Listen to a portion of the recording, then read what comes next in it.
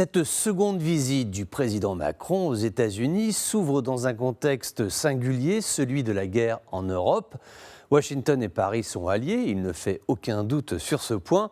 En revanche, ils doivent échanger leurs analyses sur la situation militaire que nous pouvons résumer en deux axes. Aider l'Ukraine à passer l'hiver en lui garantissant des ressources militaires pour faire face à la Russie et déterminer jusqu'où Français et Américains entendent la notion de reconquête territoriale. Est-ce que le Donbass suffira? Zelensky va-t-il s'obstiner à vouloir reprendre la Crimée? C'est un point central car il pourrait faire basculer le conflit dans une autre envergure, alors peut-être pas mondiale, mais une autre envergure, c'est-à-dire une guerre de masse entre l'Est et l'Ouest. C'est une visite importante pour le président Macron, car les armées françaises, autant elles sont et elles resteront engagées dans la mission ukrainienne confiée par l'Élysée, autant elles ne veulent pas se retrouver dans une affaire du type Afghanistan, avec l'Amérique qui monte en puissance pour ses propres intérêts stratégiques et qui cherche des faire-valoir pour se donner une caution internationale. En clair, si permettez l'expression un peu triviale,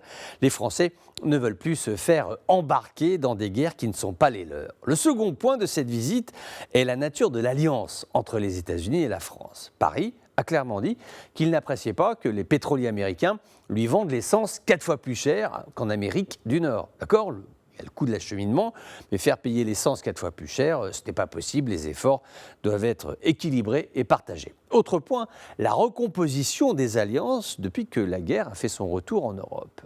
Les deux pays, Amérique et France, nous pourrions même aussi dire l'Union européenne, ont été très attentifs à cette fameuse journée où l'Assemblée générale des Nations unies a appelé à voter pour ou contre la condamnation de l'opération russe en Ukraine. La liste des votants a été lue, relue et analysée avec la plus grande des attentions car cela a permis au bloc occidental de savoir sur qui il peut compter. La guerre, c'est vrai, est un instant de vérité où chacun assume ses responsabilités. La question plus profonde est celle du spectre de la guerre froide. Le monde va-t-il se laisser happer par une segmentation binaire, à moins qu'il ne faille entendre ces mots du ministre indien des Affaires étrangères qui a déclaré récemment, je cite, « L'Europe doit cesser de penser que ses problèmes sont ceux du monde ». Pourquoi pas? C'est une autre perception de l'événement et de son implication mondiale ou pas. Peut-être que tout cela finalement n'intéresse que les Occidentaux qui pensaient avoir des alliés et qui n'ont finalement que des armes pour se battre,